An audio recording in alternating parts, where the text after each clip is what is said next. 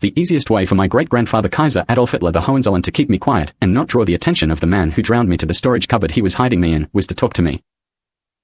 So, after going through some memories for something common to my situation to talk to me about, he said, "How about this heat?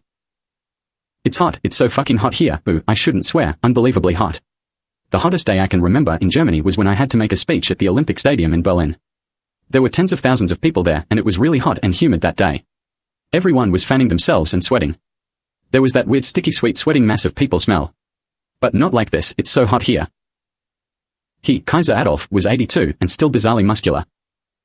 I had not been washed since my birth before sunrise and I was laying in what turned out to be 100-degree heat until after lunch, over 7 hours, and was extremely smelly.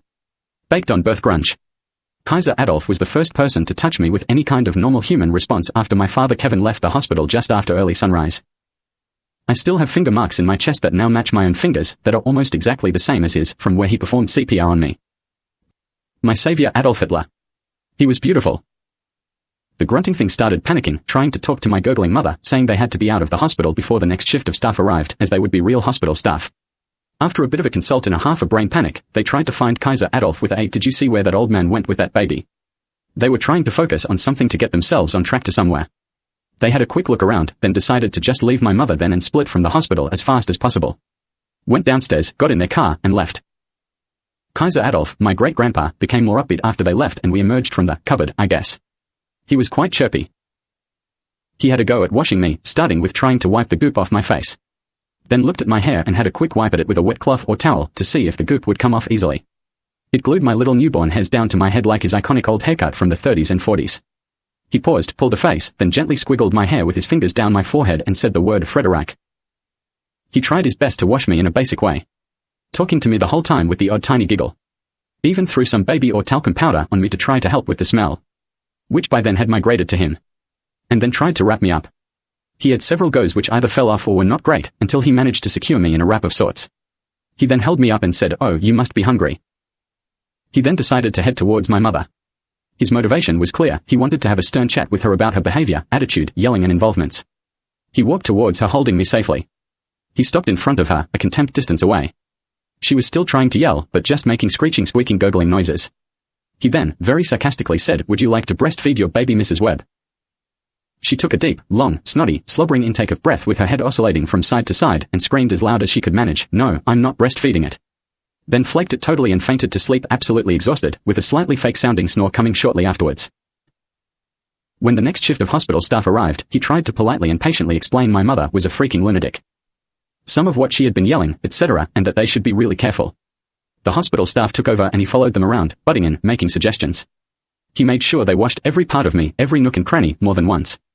My ears, toes, fingers, nails, hair repeatedly. They weighed me, measured me. He insisted on more measurements. Ankle, hip and skull circumference. Length of big toe. Length of elbow to wrist bone. Noting it down in his notebook. He then stopped, did some calculations with the numbers, scribbling in his notepad, and wrote a final figure, saying there, he'll be around 6 feet 2. He supervised it all in some way, including me being wrapped up and clothed a little.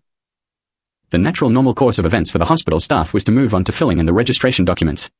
So, after a chat they decided to try to wake my mother up, carefully, and ask her if she knew any details. Someone went over to her and made like they stood back and poked her with a stick, saying, "Hello there, Mrs. Webb, we have registration documents for your baby to fill in."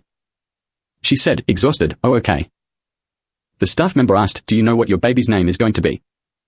She said, after a pause, "Oh yeah, Brian, with an I, like his uncle's." Staff member, middle name. Judith, James, like his grandfather, grind of the teeth. Staff member, and it's Webb, obviously Mrs. Webb. She said, "Yes, like the alien-human hybrid in the movie Species." The staff member asked, "We have the registration documents here, would you like to fill them in now, yourself?" She replied, "Oh, no. My husband Kevin can fill those in for you if you like when he gets here.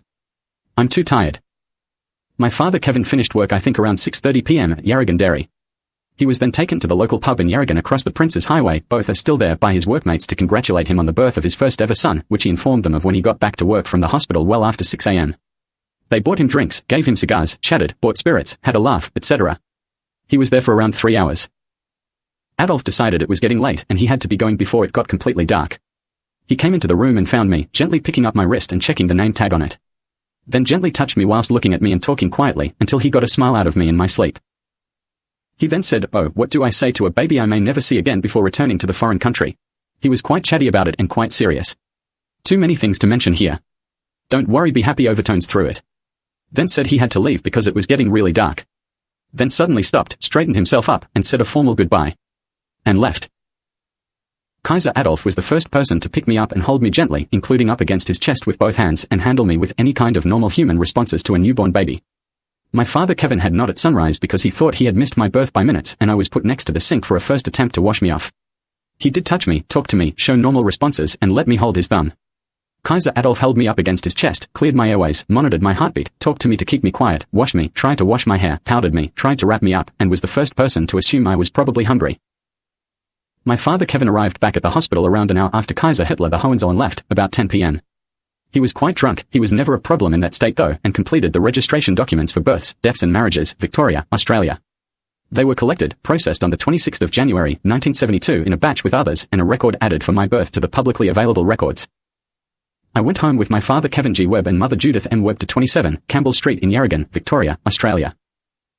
The only biological child of my two married parents to be registered and go home in their custody from their entire marriage, which ended in divorce in the Dandenong Family Law Court in the late 1970s.